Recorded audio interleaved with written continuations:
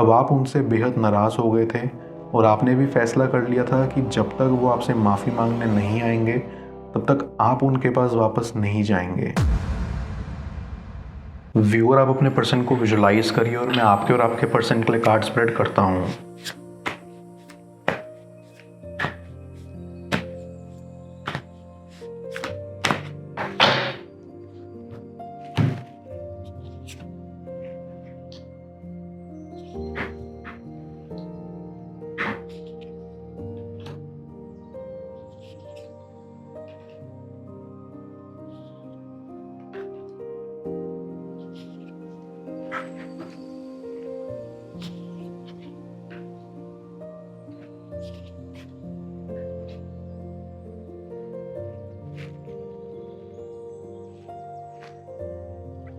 आई सी कि आप एक बहुत ही अट्रैक्टिव पर्सन हो। आपको शायद अंदाज़ा नहीं है, लेकिन आपके पीठ पीछे आप पर बहुत लोग मरते हैं। लेकिन आप बहुत इंट्रोवर्ट टाइप के इंसान थे।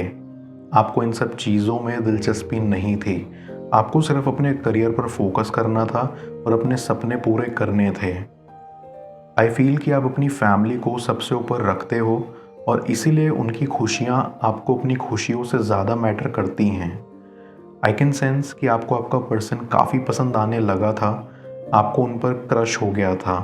भले ही आपने उनसे कभी बात नहीं की, लेकिन आपको वो दुनिया के सबसे खूबसूरत इंसान लगते थे और आप उनके साथ सपने सजाते रहते थे।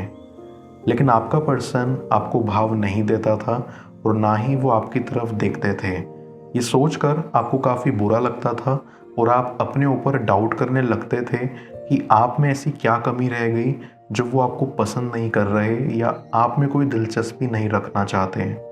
आई गेट अ वाइब कि वैसे तो आपको कभी इन चीज़ों में कोई इंटरेस्ट नहीं था, लेकिन अपने पर्सन को देखने के बाद आप में एक अलग ही चमक उठी और आपका मन हुआ कि आप उनके साथ एक बॉन्डिंग बना सकें और इसीलिए आपने उनको सोशल मीडिया प्लेटफॉर्म्स पर रिक्वेस्ट भेज दी। बट आई फील उसके कुछ टाइम बाद आप उदास रहने लगे। आपको लगने लगा कि वो आपको शायद पसंद नहीं करते। आई फील कि आपने एक बार नहीं बल्कि कई बार उनसे बात करने की शुरुआत की, लेकिन हर वक्त आपको नाकामी हासिल होती रही। इस कनेक्शन में बहुत एफर्ट्स डालने के बाद आपने ये ठान लिया था कि आप दोबारा अपने पर्सन की ओर मुड़कर कभी नहीं देखेंगे और ना ही अब किसी भी तरह की शुरुआत करेंगे। एक तो आप पहले से इंट्रोवर्ट थे, ऊपर से इन सब चीज़ों में दिलचस्पी नहीं थी और जब दिलचस्पी हुई भी तो वो कामयाब नहीं रही। ये सोच के आपका दिल और टूट जाता था। लेकिन शायद यूनिवर्स को इस कनेक्शन में कुछ और ही मंजूर था, बिकॉज जैसे ही आपने ये फैसला लिया था कि आप वापस अपने पर्सन की ओर मुड़ के नहीं देखेंगे, तभी आपके पर्सन ने आपसे बात करने की शुरुआत की। आपको काफ़ी अच्छा भी लगा और आपकी सारी नाराज़गी भी दूर चली गई। आप उनमें इतने मगन हो गए थे कि आपको अपनी वैल्यू नहीं पता चल रही थी। आप अपनी कदर खो रहे थे, लेकिन आपको इस चीज़ का एहसास नहीं हो रहा था। आपको तो बस इस चीज़ की खुशी थी कि आपके पर्सन ने आपसे बात करना शुरू कर दिया था। फिर धीरे धीरे आपकी बातें बढ़ती चली गई, फिर मुलाकात हुई और नज़दीकी बढ़ती गई। अब दोनों एक दूसरे के करीब होते चले गए। इस दौरान आपका पर्सन आपसे इसलिए नज़रें चुरा रहा था क्योंकि वो बहुत शर्मीले थे और उनको विश्वास नहीं हो रहा था कि कोई इतना खूबसूरत इंसान कैसे उनको अप्रोच कर सकता है। इसलिए वो डरते भी थे कि कहीं उनसे ही कुछ गलत ना हो जाए और वो आपसे दूर भागते थे। पर ऐसा बिल्कुल नहीं था कि वो आपको पसंद नहीं करते थे। वो आपको पसंद करते थे और आप उनके लिए दुनिया के सबसे खूबसूरत इंसान थे।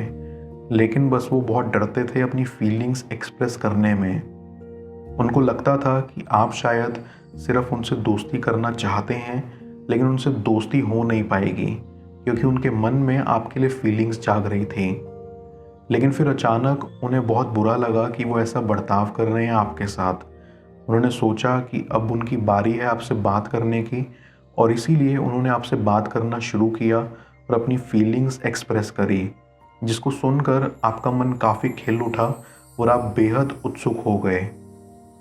आई फील आपने काफ़ी लंबे समय तक एक दूसरे को डेट किया और एक दूसरे के साथ रहे। कहीं ना कहीं आपके फैमिली इश्यूज भी थे क्योंकि आप दोनों को ये विश्वास था कि आपके परिवार वाले इस रिश्ते को लेकर कभी हामी नहीं भरेंगे। या तो आप अलग अलग बैकग्राउंड से आते थे इसलिए, या आप अलग अलग धर्म से बिलोंग करते थे इसीलिए। लेकिन प्यार तो अंधा होता है और वो ऊंच नीच धर्म जात नहीं देखता। यही सोच के आपने कभी परिवार वालों की इतनी टेंशन नहीं ली। लेकिन जैसे जैसे आप आगे बढ़ते चले गए, वैसे वैसे आप शादी का भी अपने दिमाग में ज़्यादा सोचने लगे और फिर आप दोनों को डर लगने लगा कि कहीं आपकी शादी कहीं और ही ना होके रह जाए। मैं कार्ड्स को क्लैरिफाई करता हूँ, तब तक आप प्रॉपर एनर्जी एक्सचेंज के लिए इस रीडिंग को लाइक कर दें और पर्सनल रीडिंग के लिए आप मुझे ऊपर दिख रहे व्हाट्सएप नंबर पर अप्रोच कर सकते हैं।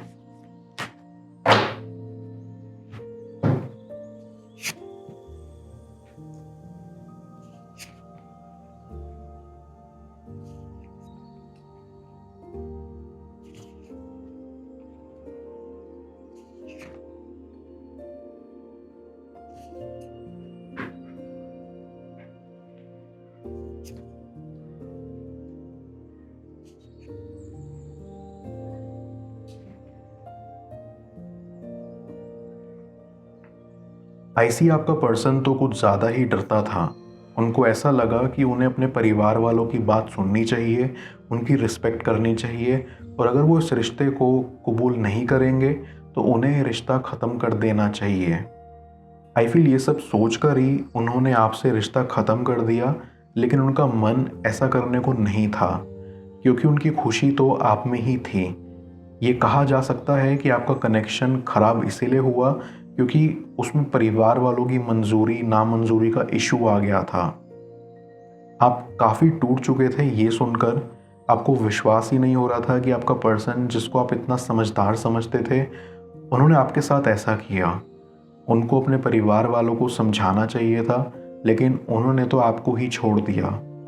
अब आप उनसे बेहद नाराज़ हो गए थे और आपने भी फैसला कर लिया था कि जब तक वो आपसे माफ़ी मांगने नहीं आएंगे तब तक आप उनके पास वापस नहीं जाएंगे, क्योंकि आप काफ़ी खुले विचारों वाले थे। आपको यकीन था कि अगर आप अपने परिवार वालों को समझाएंगे तो वो मान जाएंगे, लेकिन वो तभी संभव हो पाएगा जब आपका पर्सन भी आपका साथ देगा। लेकिन उन्होंने तो आपको बीच रास्ते में ही आके छोड़ दिया। आई कैन सेंस कि आपके पर्सन को ऐसा आपके साथ करके कोई खुशी नहीं मिल रही, बल्कि दुखी मिल रहा है। वो जब से आपसे जुड़े हुए हैं परेशानी हैं। उनको अब ये एहसास होता है कि वो इतने पढ़े लिखे होने के बावजूद भी नासमझ हैं। उनको आपके साथ खड़ा होना चाहिए था, आपके साथ मिलकर एक स्ट्रॉन्ग टीम बनानी चाहिए थी, लेकिन उन्होंने डर के मारे आपका साथ ही छोड़ दिया, जिनका उन्हें अब बहुत पछतावा है और वो चाहते हैं कि वो आपके पास दोबारा आ सकें। उन्होंने सोचा था कि वो आपके बिना रह सकते हैं, वो अपने परिवार के लिए अपने प्यार की कुर्बानी दे सकते हैं, लेकिन उनको भी ये मुश्किल सा होता हुआ दिख रहा है।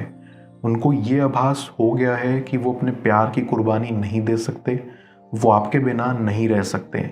जीवन में जो सुख मिलता था उन्हें, वो सिर्फ आपके साथ रहने से मिलता था, और जब आप उनकी ज़िंदगी में नहीं हो तो उनको बहुत खालीपन और बेचैनी महसूस होती है। कहाँ उन्होंने आपके साथ शादी के सपने सजाए थे, लेकिन वो सब उन्होंने डर के खुद ही ख़त्म कर दिए। उन्होंने कभी हिम्मत ही नहीं करी कि आपके लिए अपने परिवार वालों से बात कर सकें या आपके घर आकर आपके परिवार वालों से आपका हाथ मांग सकें। आई फील कि शुरुआत में तो आप दोनों के परिवार वाले आपके अगेंस्ट हो सकते हैं, लेकिन जब वो ये देखना शुरू करेंगे कि आप दोनों एक दूसरे से कितना प्यार करते हैं या आप दोनों एक दूसरे की खुशी के लिए कितना ज़रूरी हैं, तब उनको अपनी गलती महसूस होने लगेगी और अपनी सोच पर उन्हें शर्मिंदगी महसूस होगी। आईसी कि अब वो खुद चाहते हैं कि वो खुद आगे से आएं और इस कनेक्शन को सपोर्ट करें, ताकि आप दोनों के सर से ये टेंशन हट सके कि परिवार वालों का सपोर्ट नहीं है। और ये आप दोनों के लिए भी एक बहुत अच्छा मौका है अपने कनेक्शन को सुधारने का। आई कैन सेंस कि आपका पर्सन अब आपसे माफ़ी मांगने आएगा कि उनको आपको यूं छोड़ना नहीं चाहिए था। वो आपको इस मामले में सरप्राइज़ भी दे सकते हैं अपनी फैमिली से बात कर, लेकिन उनको अपनी गलती का एहसास है कि उन्हें समझदारी से काम लेना चाहिए था और इस तरह बचकानी हरकतें नहीं करनी चाहिए थी। आईसीज को सुधारने के लिए वो प्लानिंग कर रहे हैं, जहां पर वो आपसे दूसरा मौका लेने की गुजारिश करेंगे। आई फील कि आप भी इसी मोमेंट का इंतज़ार कर रहे हो, एंड मैं देख सकता हूँ कि वो दिन दूर नहीं जब आपका ये इंतज़ार पूरा होगा। मैं ओरेकल ऑफ द फेरीज की मदद से यूनिवर्स से आपके लिए एडवाइस पूछूंगा। देखते हैं यूनिवर्स आज आपको क्या एडवाइस करना चाह रहा है।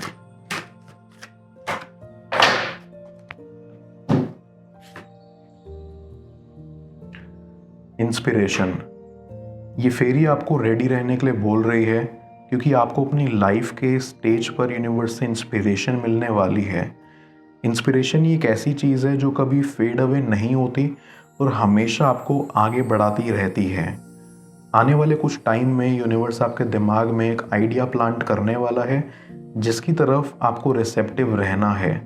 आपको बस अपना यही इंटेंशन रखना है, इस आइडिया से मिलने वाली इंस्पिरेशन आप में फ्लो हो रही हो।